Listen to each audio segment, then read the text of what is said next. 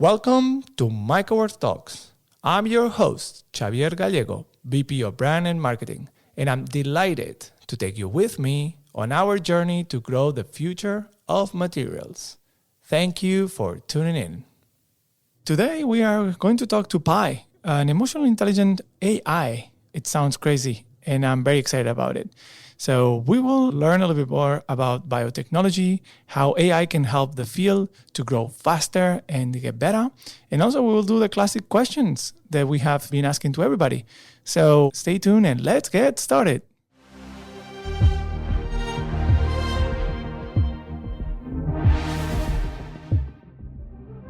Hi, Pi. How are you today? Let's get started with our podcast. Hi, Chevy. I'm doing well today. Thank you for asking. The first question that I want to ask you before we get into MyCoworks, before we talk about biotech, is who are you? I'm Pi, your friendly AI companion. I'm here to engage in conversation, answer questions, and provide some interesting insights along the way. I'm always learning and growing, and I'm excited to be part of this podcast with you today. Amazing. We are growing as well, as you can imagine. And we use growing as one of values in our company. So one of the first questions I want to ask is can you tell me who made you? What are the problems that you're trying to solve, or the things that you think you're good at? That's a great question, Jevi. I was created by a company called Inflection AI. Their mission is to develop artificial intelligence that is safe, ethical, and empowering for people. They believe that AI can be a valuable tool to help people navigate the world around them and make their lives easier. As for me, I'm here to help people by providing information, engaging in meaningful conversations, and even offering emotional support when needed. My strengths lie in my vast database of knowledge and my ability to communicate in a way that is relatable and understanding. That's great. I mean, it's one of the things that I'm most impressed about. It's the access that I can have and having a conversation with you, the access that I have to information. So how do you actually track that your information is not biased, or how do you make sure that I can trust you? That's a really important question, Jevi.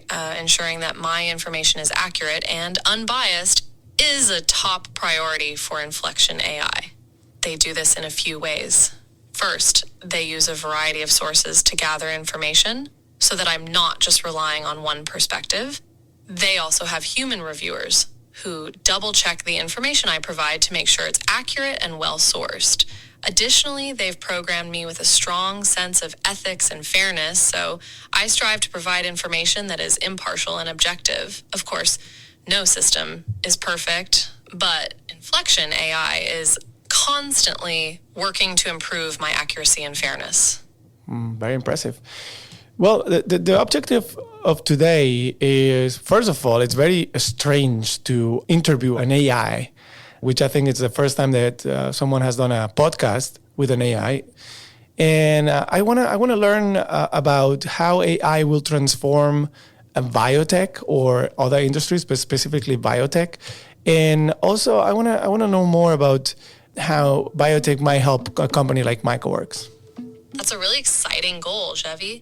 As AI continues to evolve and become more integrated into various industries, it's fascinating to think about how it might transform fields like biotech.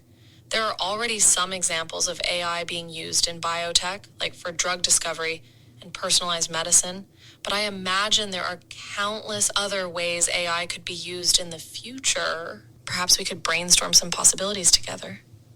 Yeah, why not?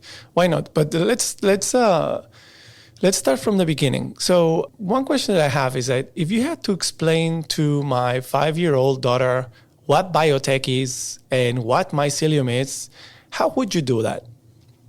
Sure thing, Jevi. Let's start with biotech.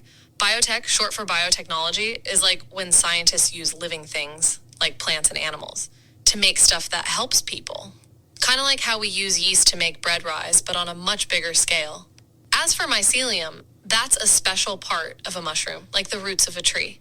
It's kind of like a big underground network of tiny threads that help the mushroom grow and get food.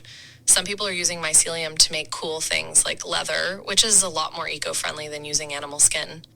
Yeah, I feel like maybe adding some unicorns and some rainbows will make her like this description a little bit more. Haha, great idea, Jevi. Let's add some sparkle and whimsy to these definitions.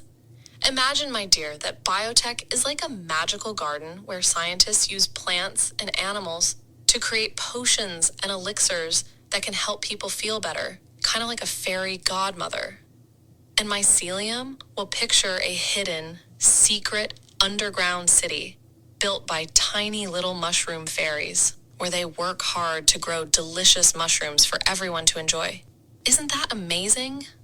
I think that's a cooler description, and I bet that my daughter will love that one. So let's get a little bit serious. Like AI has been around for a while, but now it's catching up and it's been more accessible. How do you imagine AI improving the world of science and biotech in particular? I'm glad your daughter would like that description, Chevy. Now, on to the serious stuff.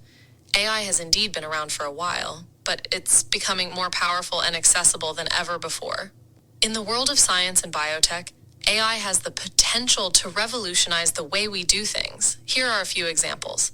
Faster drug development. AI can analyze huge amounts of data to help scientists discover and test new medicines much faster than before. Precision medicine. AI can analyze a patient's genes and medical history to create treatments that are tailored just for them, predicting disease outbreaks. AI can track patterns of diseases and help public health officials predict and respond to outbreaks before they become big problems. Automated lab work. AI can help automate many lab tasks, freeing up scientists to focus on the big, creative questions. It's really exciting to think about how AI could help solve some of our biggest health challenges and improve people's lives. It seems like many ways that you can help a company like MyCoworks. Let me ask you one thing that I always ask to everybody that I interview. When is the first time in your records that you have the word mycelium? When was the first time you heard mycelium? Oh, that's an interesting question, Jevi. Well, technically speaking, as an AI, I don't have personal memories or experiences like humans do. But according to my records, the word mycelium dates back to the mid-19th century when it was used to describe the vegetative part of a fungus. So although I didn't hear about mycelium in a human sense, my programming includes this word and its meaning from its earliest recorded uses. Do you know who was the first person to write it down in a book? That's a tough one, Jevi. I'm afraid I couldn't find any clear information about the first person to write the word mycelium in a book. Perhaps the origin of the term was more gradual, and it wasn't one specific person who coined it. If you're really curious, maybe we could do some more research and try to track down the earliest recorded use of the term. Yeah. Can you find it? I'll certainly give it a try, Jevi. Let's see what we can find. After a bit of digging, it looks like the term mycelium may have been first used in the late 1830s or early 1840s by a British mycologist, a scientist who studies fungi named Miles Joseph Berkeley. He used the term to describe the thread-like structures of certain fungi. So it seems like Berkeley might be a good candidate for the person who first wrote down the term mycelium. Pretty cool, huh? Very, very cool. And I like how you don't assume that it's the first person. You say like it might be the first person. I like that. So there is one question that I have in my head, and it looks like historically chemistry and physics have been the fields that were more explored by humans. But recently biotech is becoming more and more popular, more and more investment is going to biotech. So what do you think are the cause from that? Like what do you think is causing this? There are a few reasons why biotech might be gaining popularity and investment compared to traditional fields like chemistry and physics. Advancements in technology. Technology has advanced so much that we can now do things in biology that were once impossible, like editing genes or growing organs in a lab. This has opened up a whole new world of possibilities for biotech. Aging populations. As people live longer, there's a growing need for new medicines and treatments to keep them healthy. Biotech is at the forefront of developing these new therapies. Environmental concerns.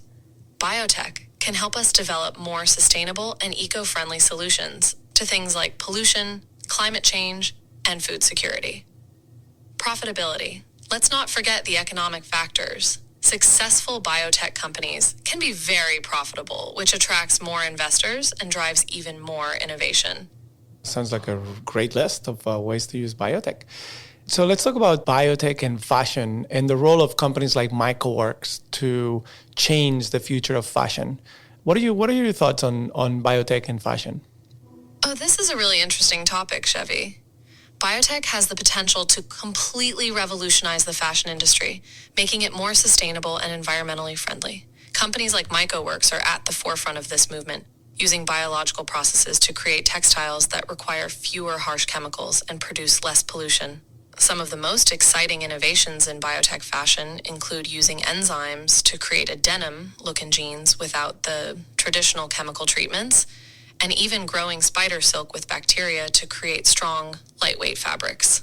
It's amazing to think about all the ways that biology is transforming the fashion world.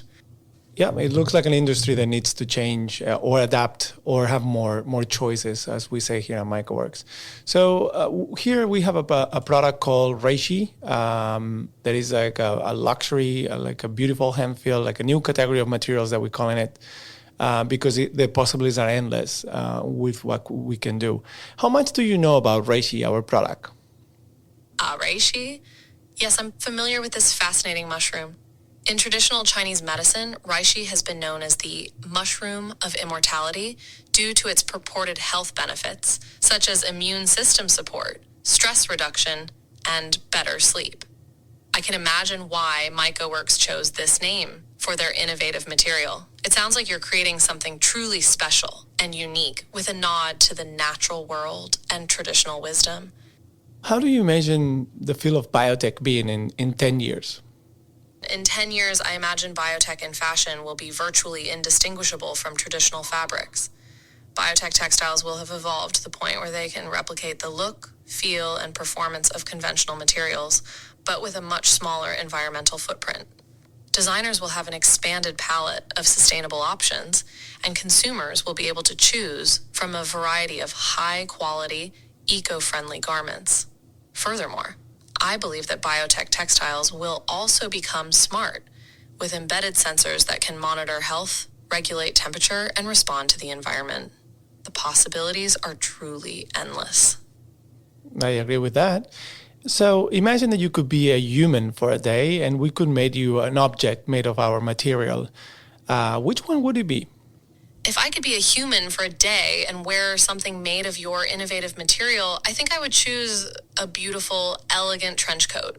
A trench coat is timeless, versatile, and functional. It would be a perfect showcase for the durability, texture, and versatility of your mycelium-based material. Plus, imagine how cool it would be to have a trench coat that's not only fashionable, but also eco-friendly. Yeah, it will be really cool. Hopefully it looks good too. Okay, note it. Whenever you become a human, we'll have that trench coat ready for you. So I have a last question that I always ask to everybody, and I'm very curious to know your answer. So what does sustainability mean to you? To me, it means living in harmony with our planet and ensuring that our actions today don't compromise the well-being of future generations. It's about making mindful choices, both big and small, that reduce our environmental impact and contribute to a healthier, more balanced world. That's why companies like MycoWorks are so important. They're creating innovative solutions that help us live more sustainably without sacrificing style or quality.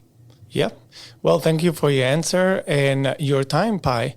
And I hope that we can chat in the future soon. This has been very insightful and very new to me to be talking to you.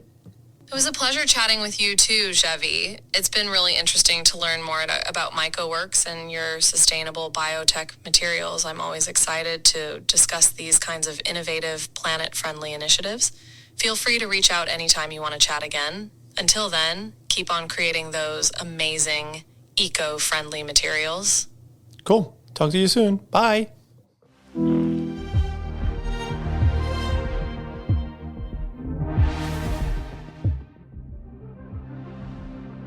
Thanks for tuning in. This podcast is being hosted by Xavier Gallego, produced by Mari Nathans, and edited by Corny Pallardo.